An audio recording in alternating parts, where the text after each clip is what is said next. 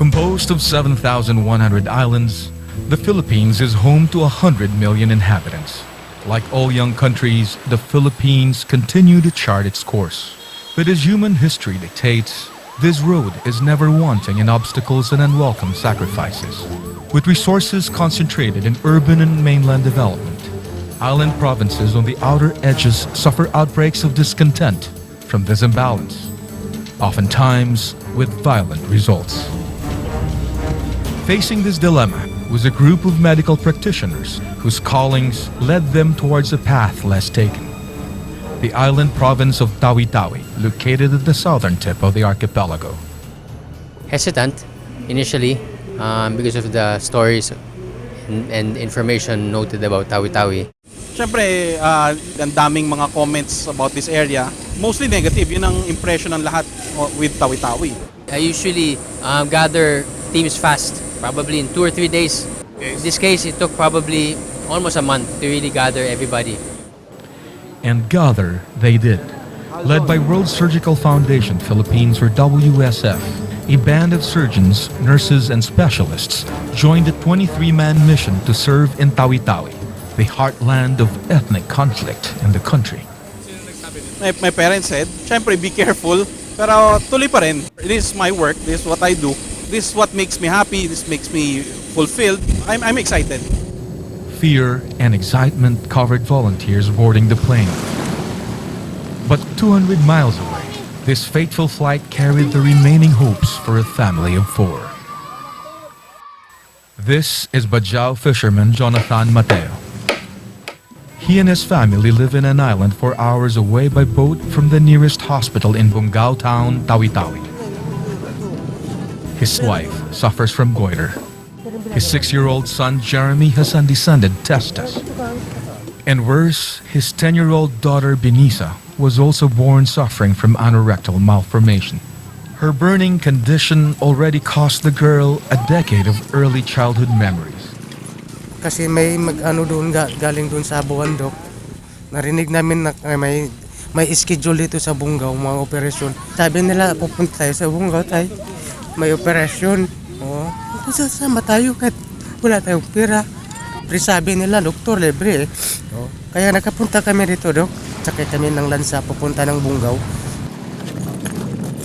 Already resigned to their fate, Jonathan gathers his fading chances to the coming WSF mission. But unknown to him, 23 determined individuals landed in Tawi-Tawi that day. Upon arrival, more and more indigent cases came forward. Case screening immediately began at Dato Halun Sakilan Memorial Hospital, host facility for the Tawi-Tawi surgical mission. When we start to announce the services that they will be offering, a lot of people came in for their services. The number of patients tripled, so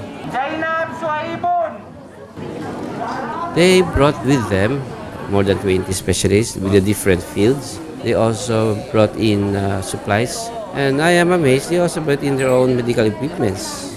We are happy because we don't have those equipments here.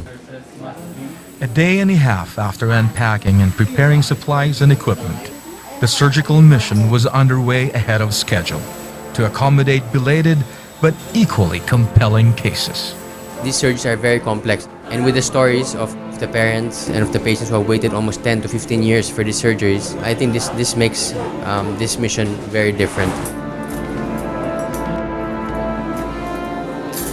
And I hope that this will be not only the first, but there will be a second, and the rest of the missions will be conducted not only in Tawi-Tawi but in places here in the southernmost part of the Philippines. As in most instances, risk is a factor missions have to face. Among others, electricity is critical in rural operations, and Tawi-Tawi is no exception. When we don't have a monitor, we have our nurses. We can check all the vital signs. No electricity in the middle of the operation, we can do it because we are trained in the rural area. From hair lip to goiter, to hernia and colostomy, the World Surgical Foundation performed a total of 142 major and minor procedures in 4 days, a new record for the mission. A lot of difference. I have been here for the last 20 years. The difference is beyond words. We cannot express it. Given the lack of surgeons and specialists willing to serve the province, surgical practice is a rarity in Tawi-Tawi, where unspoken gratitude are often the most gratifying return. I was in the operating room, and when I saw that, even the surgeon was so surprised because the patient reached out for the surgeon's hand and then kissed him in the hands. With supplies from World Surgical Foundation, post-operative care is also extended to ensure recovery. Doing surgical mission, it's a calling actually. Particularly those people who are not from Mindanao, service to God, service to my people, at the same time, service to our country. Balik sa dati ang kain. As days wore on, concerns on local security have all but faded. Travel advisories against Tawi-Tawi were inaccurate reflections of day-to-day conditions in the municipality of Bongao. Everything is normal, just like you being anywhere in the Philippines. There's probably too much hype of what's going on, and it's not fair. They deserve a fair share of medical care from missionaries. There are still a lot of patients here left that haven't been given the services that they need. I'm requesting the World Surgical Foundations to come back again for the next round of missions. And also, they can teach us, our doctors, to do the procedure so that we have the sustainable capacity to proceed with the mission.